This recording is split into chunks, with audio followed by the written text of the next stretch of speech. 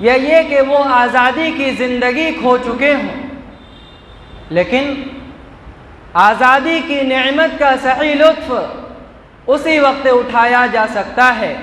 جبکہ وہ مقاصد بھی پورے ہو رہے ہوں جو ملک کی فلاح و بہبود کے واسطے لائحہ عمل کے طور پر متعین کیے گئے تھے۔ اگر کہیں پر ایسا کیا جا رہا ہو کہ آزادی کے اغراض و مقاصد پس پشت ڈال کر آزادی کا دن منایا جا رہا ہو اور اس کی آمد پر خوشی و مسرت، کیف و سرور کا اہتمام کیا جا رہا ہو تو ہم بجا طور سے یہ کہہ سکتے ہیں اور کہیں گے کہ یہ خوشی ادھوری اور یہ مسرت ناتمام ہے۔ محترم حضرات، بحیثیت ایک مسلمان ہونے کے یوم آزادی ہمارے نزدیک دو پہلوؤں کا حامل ہے۔ اس میں سے ایک پہلو تو وہ جو عام لوگوں یعنی ہندوستان کے سبھی فرقوں، گروہوں اور مذہب کے ماننے والوں کے لیے، اور دوسرا پہلو خاص طور سے اسلامی اعتبار سے ہے۔ آج 15 اگست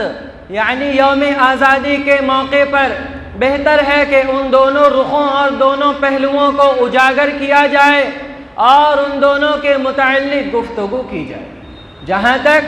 مسلمانوں سے متعلق پہلو کا سوال ہے تو ہم اس کو دو حصوں میں تقسیم کر سکتے ہیں۔ ایک یہ کہ اسلام کے اندر آزادی کا کیا مقام و مرتبہ ہے، اور دوسرے یہ کہ ہندوستان کے مسلمانوں نے ہندوستان کی آزادی کی جد و جہد میں کیا حصہ لیا اور انہوں نے کیا کچھ قربانیاں پیش کی۔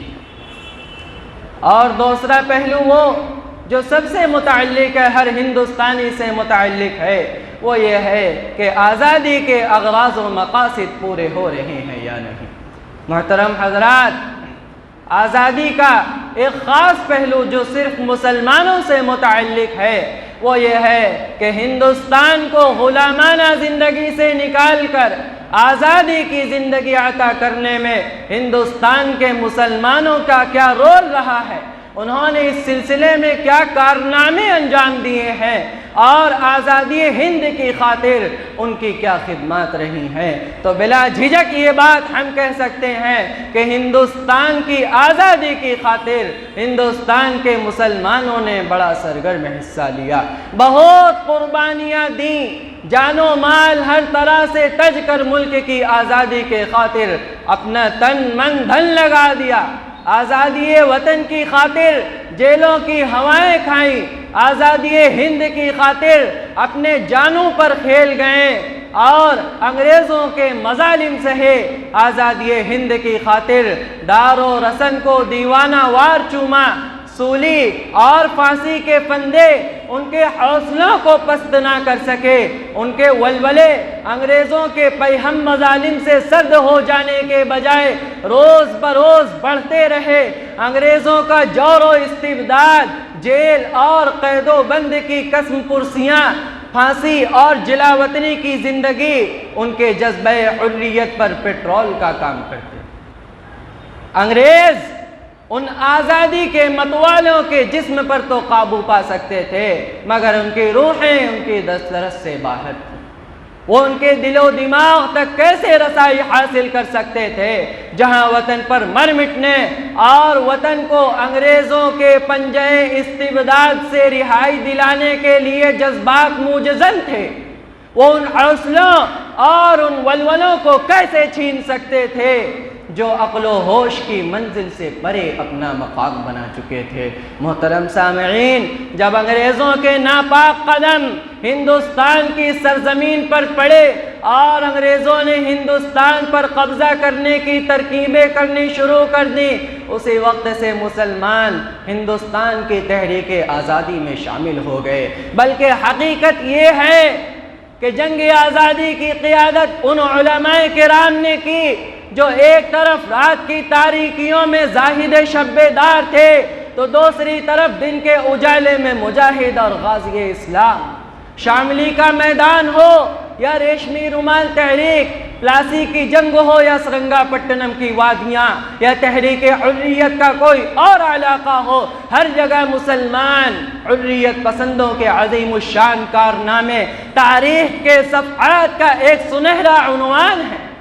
اسیر مالٹا حضرت شیخ الہند رحمۃ اللہ علیہ کی ریشمی رومال تحریک، حضرت مولانا حسین احمد مدنی رحمۃ اللہ علیہ، حضرت مولانا عبید اللہ سندھی رحمۃ اللہ علیہ، حضرت مولانا محمد علی جوہر رحمۃ اللہ علیہ، حضرت مولانا ابو الکلام آزاد رحمۃ اللہ علیہ، جہاد آزادی کے یہ وہ روشن ستارے ہیں جو آسمان جہد آزادی پر ہمیشہ چمکتے دمکتے رہیں گے۔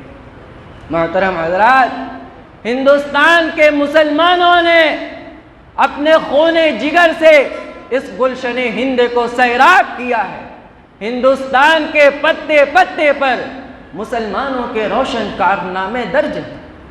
پتا پتا بوٹا بوٹا حال ہمارا جانے ہے، جانے نہ جانے گل ہی نہ جانے باغ تو سارا جانے ہے۔ محترم سامعین، یوم آزادی کا دوسرا پہلو جو ہر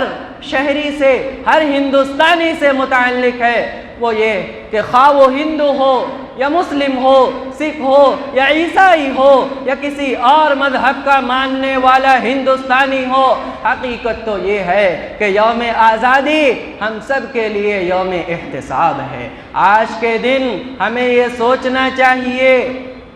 کہ ہندوستان کی خاطر ہمارے بڑوں نے، ہمارے بزرگوں نے جو خواب دیکھے تھے وہ خواب پورے ہو رہے ہیں یا نہیں۔ یہ بات تو بہرحال غلط ہے کہ ہمارے ملک نے اپنے مستقبل کی طرف کوئی پیش رفت نہیں کی۔ مستقبل کے تعلق سے مجاہدین آزادی نے جو خواب دیکھے تھے وہ خواب ادھورے رہ گئے، لیکن اسی کے ساتھ ہم کو عروج و ترقی کی کسی بھی منزل کو آخری منزل نہیں سمجھنا چاہیے، بلکہ حالات کا مردانہ وار مقابلہ کرتے ہوئے کامیابیوں اور کامرانیوں کی نئی وسعتیں تلاش کرتے رہنا چاہیے۔ جس طرح آزادی ہند کی خاطر ہندو مسلم سبھی نے برابر کا حصہ لیا، سبھی نے شانہ بشانہ کھڑے ہو کر ہندوستان کی آزادی کے خاطر جنگ لڑی، آج کے پیش آمدہ مسائل کو بھی اسی طریقے سے، اسی روشن مثالوں سے اپنے سینوں کو منور کر کے حل کیا جا سکتا ہے۔ آج کی جنگ کو جیتنے کے لیے بھی اسی اتحاد و اتفاق کی ضرورت ہے۔ اس قوم کو شمشیر کی حاجت نہیں رہتی،